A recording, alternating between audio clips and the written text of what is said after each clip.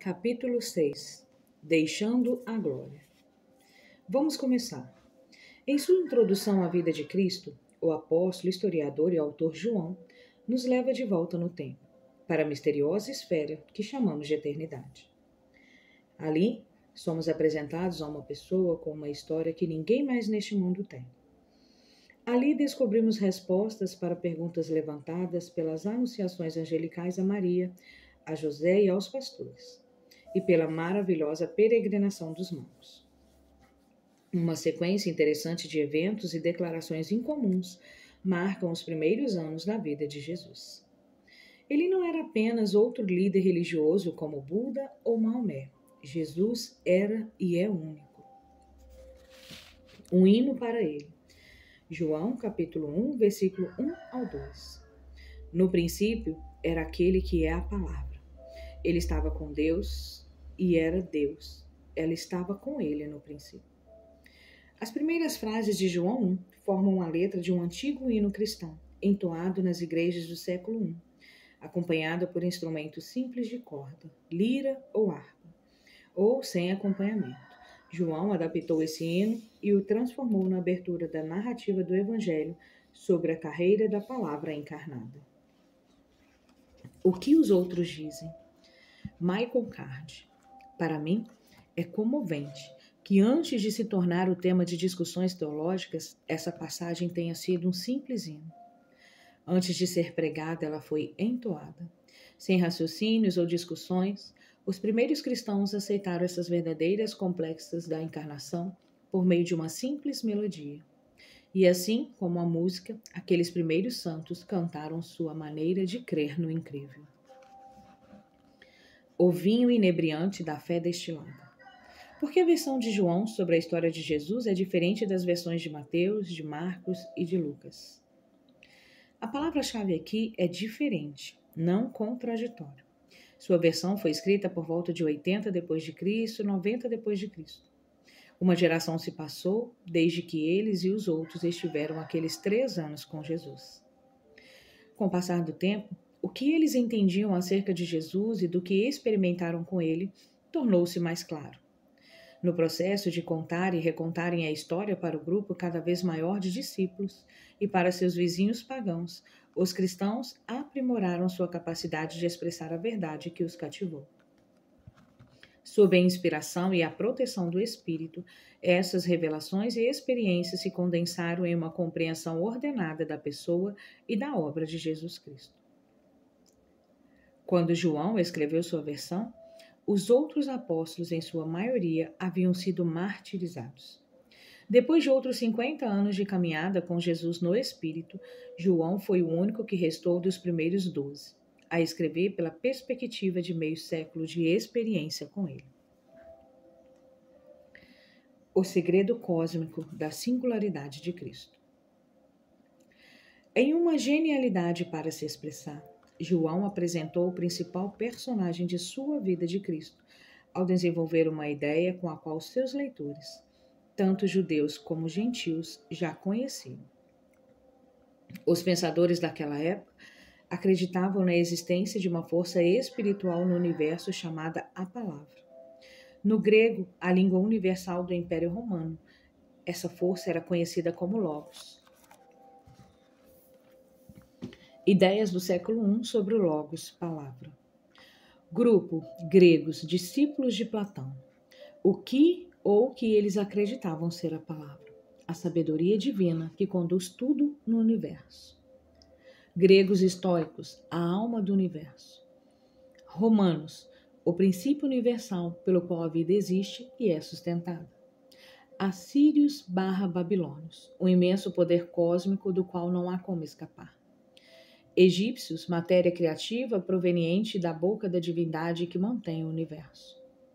Judeus, Antigo Testamento, ação do Todo-Poderoso, Salmos 33, versículo 3, meio pelo qual Deus cumpre seu propósito na história, Isaías 55, versículo 11. Judeus, Filo de Alexandria, agente da criação, ideia de Deus, expressão de sabedoria, meio pelo qual ele governa o mundo. Meio pelo qual os seres humanos conhecem Deus. advogado, sumo sacerdote, por meio de quem as pessoas encontram Deus e o perdão. O que os outros dizem? Lawrence O. Richard. No pensamento hebraico, a palavra de Deus era a sua expressão viva de si mesmo. Aquela revelação de si mesmo à humanidade por meio do qual uma pessoa não somente recebe a verdade sobre Deus, mas se encontra com Deus frente a frente. A expressão máxima de Deus. João, capítulo 1, versículo 14 a 17. Aquele que é a palavra tornou-se carne e viveu entre nós. Vimos a sua glória, glória como do unigênito vindo do Pai, cheio de graça e de verdade. Pois a lei foi dada por intermédio de Moisés. A graça e a verdade vieram por intermédio de Jesus Cristo. A palavra é a mais importante que a linguagem. A palavra de Deus nunca foi uma força impessoal, mas uma extensão do próprio Deus, uma pessoa viva. A palavra tem um nome, Jesus, e um título, Cristo. João, capítulo 1, verso 17. A expressão mais clara e mais completa do caráter de Deus na linguagem que os seres humanos podem entender é visível na vida, na personalidade, nas palavras e nas obras de Jesus de Nazaré. Jesus é a expressão de Deus na forma humana. Quem quiser saber que tipo de pessoa é Deus, como ele pensa, como que ele se preocupa, o que ele está fazendo e o que ele espera de nós, não precisa orar para além do rosto de Jesus Cristo.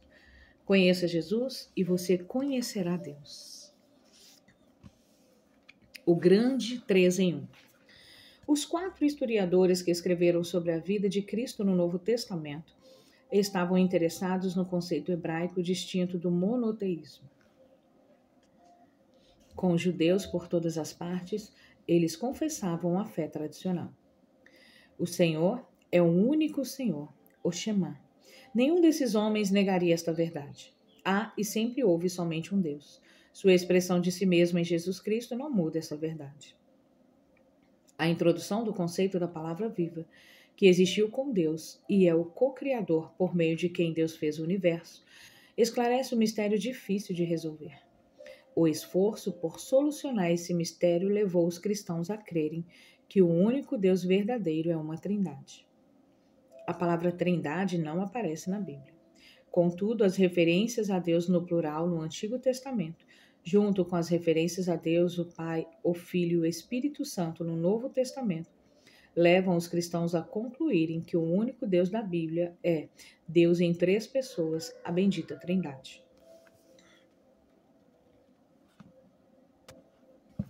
O que os outros dizem? Robert E. Coleman. Qualquer formulação sobre a natureza trina de Deus se mostra inaceitável pela razão de que a inteligência humana não pode explicar a mente divina. Contudo, somente por meio da Trindade, a pessoa e a mente de Deus podem ser compreendidas. O direito de se tornarem filhos de Deus. João, capítulo 1, versículo 10 a 13. Aquele que é a palavra estava no mundo, e o mundo foi feito por intermédio dele, mas o mundo não o reconheceu. Veio para o que era seu, mas os seus não o receberam. Contudo, aos que o receberam, aos que creram em seu nome, deu-lhes o direito de se tornarem filhos de Deus, os quais não nasceram por descendência natural, nem pela vontade da carne, nem pela vontade de algum homem, mas nasceram de Deus. Nascer como ser humano não torna a pessoa um filho ou uma filha de Deus, segundo a descrição de João. Ele cita 2 coisas que as pessoas muitas vezes acham que lhes dão o direito de serem chamadas de filhas de Deus, e declara que nenhuma delas é suficiente. 1. Tornar-se filho de Deus não tem nada a ver com descendência natural. A herança racial ou nacional, ao nascer com uma posição privilegiada, não torna o indivíduo um filho de Deus. 2. Tornar-se filho de Deus não é tão simples quanto uma decisão humana mental. O indivíduo não pode se tornar filho de Deus rangendo os dentes e determinando que, seja lá como for, assim será. A vontade de algum homem, João, capítulo 1, verso 13, simplesmente reitera para dar ênfase à verdade de que ninguém simplesmente decide ser cristão. Tornar-se filho de Deus é algo que Deus deve fazer por nós e em nós. Para entrar na família de Deus é preciso outro tipo de nascimento. O indivíduo deve ser nascido de Deus. Há uma decisão a ser tomada, mas o outro tipo de nascimento que nos torna filhos de Deus é um milagre. como uma pessoa comum pode nascer de novo. Nascer de Deus e obter o direito de se tornar filho de Deus é algo que o Espírito de Deus faz na vida de uma pessoa que recebe com alegria a luz de Cristo. Pela perspectiva humana, o nascimento espiritual de duas atitudes. João, capítulo 1, do versículo 11 a 12. 1. Recebê-lo. A palavra original para receber era usada para descrever um homem tomando uma esposa ou adotando um filho. Implica entrar em um relacionamento de compromisso e para toda a vida com Jesus Cristo. 2. Crer no nome de Jesus Cristo. Há versões bíblicas que nos dão outros significados implícitos na palavra original usada para crer. Crer em, apegar-se a, confiar em e contar seu nome. O que outros dizem? Billy Graham. É somente quando você nasce de novo que pode conhecer todas as riquezas que Deus tem reservadas para você. Você não é apenas um ser vivo, mas está, de fato, vivo. Como Deus realmente é? João, capítulo 1, versículos 14 e 18. Aquele que é a palavra tornou-se carne e viveu entre nós. Vimos a sua glória, glória como do unigênito vindo do Pai, cheio de graça e de verdade. Ninguém jamais viu a Deus, mas o Deus unigênito que está junto do Pai o tornou conhecido. Na pessoa e na vida de Jesus Cristo, Deus se mostrou. Na forma humana, a palavra tornou-se carne. Próximo e pessoal, viveu entre nós. Em uma pessoa especial, o unigênito vindo do Pai. E como alguém bom, amoroso, benevolente e verdadeiro, cheio de graça e de verdade. Resumo do capítulo. No enfoque que usou para contar a vida de Cristo, João se inspirou em meio século de experiência com Cristo e compartilhou as boas novas com pessoas de todos os tipos. O Deus da Bíblia é um Deus que fala com pessoas. A expressão mais clara de si mesmo é Cristo, com quem os primeiros cristãos se identificaram com a palavra viva de João. João, capítulo 1, no verso 1 e 2. Quando Cristo veio ao mundo, muitos não o reconheceram pela pessoa que ele era. Os que o reconheceram, o receberam e creram nele, renasceram espiritualmente como os filhos de Deus. João, capítulo 1, do verso 10 ao 13. O ponto de vista de João em sua vida de Cristo é que a expressão mais clara de Deus de si mesmo para as pessoas é Jesus. E as pessoas podem saber como Deus realmente é ao olharem para Jesus. João, capítulo 1, versículos 14 a 18. Questões para o estudo. Número 1. Por que o Evangelho de João é diferente dos evangelhos de Mateus, Marcos e Lucas? Resposta. O Evangelho de João é diferente do de Mateus, do de Marcos e do de Lucas, por quê? Depois de outros 50 anos de caminhada com Jesus no Espírito, João foi o único dos 12 primeiros que restou para escrever do ponto de vista de meio século de experiência com ele. 2.